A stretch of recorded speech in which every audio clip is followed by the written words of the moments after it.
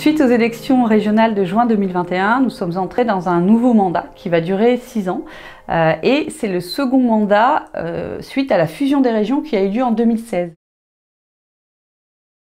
Pendant le dernier mandat régional, nous nous sommes beaucoup concentrés sur comment faire en sorte d'harmoniser notre intervention régionale à l'échelle de la nouvelle région, qui est vaste, en matière de politique culturelle. Et il faut savoir qu'évidemment, les anciennes régions avaient des dispositifs d'intervention en matière de politique culturelle qui pouvaient être très différents.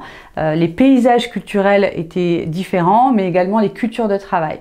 Évidemment, ça ne nous a pas empêché de continuer le travail de structuration auprès des filières, par exemple professionnelles dans les secteurs culturels. Je pense aux livres, au cinéma, au spectacle vivant, par exemple, aux musiques actuelles. Mais il nous a semblé pertinent, à l'aube de ces 6 années qui arrivent, de nous reposer la question de ce que peut faire la région pour la culture en Nouvelle-Aquitaine. Alors évidemment, nous allons conserver des fondamentaux d'action, le premier d'entre eux étant notre soutien et notre accompagnement aux professionnels de la culture.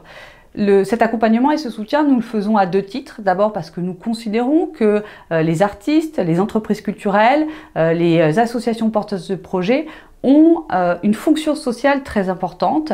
Elles nous aident et elles aident les habitants de Nouvelle-Aquitaine à se poser des questions sur le monde, à développer nos imaginaires et à faire en sorte que l'on puisse se rencontrer autour d'œuvres culturelles et d'actions culturelles. Ensuite, nous le faisons parce que, au même titre que d'autres professionnels dans des secteurs de l'industrie ou de services, en dehors de la culture, ce sont des agents économiques et qu'à ce titre, nous devons les aider à réunir les conditions économiques de leur existence et de leur développement.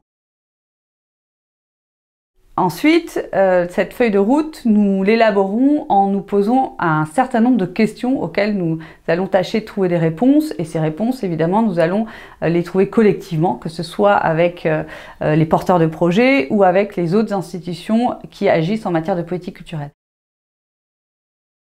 Alors la première question que nous souhaitons nous poser et à laquelle nous souhaitons évidemment apporter une réponse, c'est comment faire en sorte que les habitants de Nouvelle-Aquitaine puissent se rencontrer plus régulièrement autour d'œuvres ou de projets culturels, mais aussi comment ils pourraient mieux participer à la vie culturelle de l'endroit où ils vivent.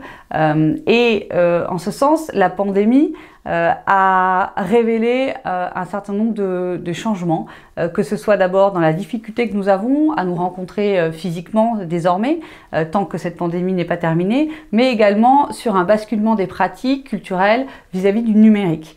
Et puis par ailleurs, et ça ce n'est pas nouveau avec la période que nous vivons, nous n'avons pas les mêmes conditions évidemment d'accès à la culture, que ce soit pour des raisons géographiques, évidemment selon l'endroit où l'on vit, mais également pour des raisons économiques ou socio-culturelles.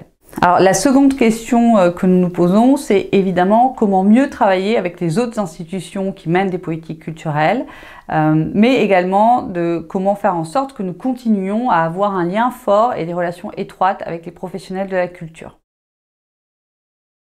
La culture n'est pas le secteur qui pollue le plus, c'est une bonne nouvelle, mais néanmoins nous devons prendre notre part dans la lutte contre le réchauffement climatique. Donc là, il s'agira de réfléchir comment la région peut être pertinente pour, par exemple, renouveler des équipements de salles de spectacle qui soient moins énergivores. Ça peut être mener une réflexion aussi sur le transport des publics, qui peut être évidemment très polluant sur des manifestations, ou encore comment mettre en place du recyclage de matériaux quand on parle d'art plastique ou de décors de théâtre. Enfin, nous essaierons de savoir comment nous pouvons mieux accompagner les expérimentations et des projets innovants que peuvent nous proposer des acteurs, puisque nous pensons qu'une partie des solutions à l'avenir se trouve dans ces expérimentations.